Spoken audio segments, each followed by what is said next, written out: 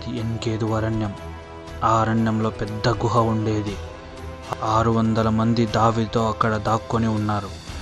అడుగు దూరంలో చావు పొంచి ఉంది. గుహ బయట 3000 మంది ఉన్నారు సౌలు అనుచరులు. 600 మందికి బయట ఉన్న 3000 మందిని చంపడం పెద్ద విషయం కాదు. కానీ 600 మంది వారు చూస్తున్నది దావీదునేనా కాదా అని ఆశ్చర్యపోతున్నారు. యుద్ధం అంటే దావీదుకి చెలగాటం. అలాంటిది కొండంత సహనం చూపుతున్నాడు. దావీదు కోరుకోనిది యుద్ధం, కానీ అతన్ని వెంటాడేది మాత్రం యుద్ధం. అతని ముందు ఉన్నది రెండే దారులు. ఒకటి చనిపోవాలి లేదా పారిపోవాలి. ఇద్దరు మహానుభావులే, ఇద్దరు అభిషేకించబడిన వారే. కానీ ఇద్దరికి చాలా తేడా.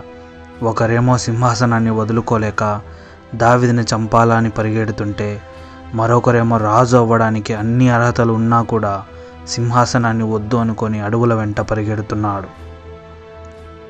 ఆ రోజు ఆ గుహలో చరిత్రలో నిలిచిపోయే నెత్తుటి మరక అంటుకునేది.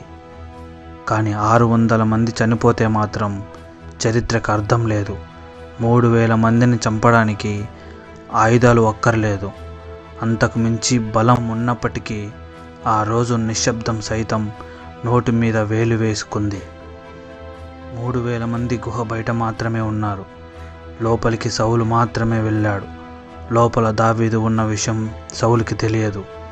అప్పటిదాకా 600 మందికి మరణ భయం, ముఖం మీద మరణ తాండవం ఆడుతుంది. కానీ ఒక్కసారిగా సౌలుని గుహలో చూసిన 600 మందికి మరుసటి రోజు జరుపుకునే మహాసంబరాలు గుర్తొస్తున్నాయి. యుద్ధం ధైర్యమున్న యోధుడు ఎవడైనా చేస్తాడు. కానీ యుద్ధం ఆపడానికి కొండంత సహనం కావాలి. 600 మంది సౌలుని చంపడానికి ఇంతకంటే మరొక అవకాశం దొరకదని దావీదుని తొందర పెడుతున్నారు. ఆ క్షణం దావీదు 600 మందికి ఏమైనా చెప్పి ఒప్పించొచ్చు. కానీ అహిమెలెకు కుమారుని మొహం నేను ఎలా ధైర్యంగా చూడాలి అని కుమిలిపోయిన క్షణం.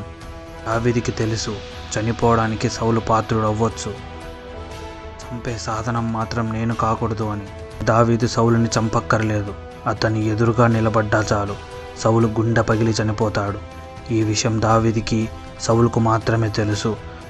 అక్కడ ఉన్న 600 మందికి ఆఖరికి గుహతో సహా ఒక 5 నిమిషాలు నరాలు పగిలిపోయేంత ఉత్కంఠ నిశ్శబ్ద సమరం జరిగింది.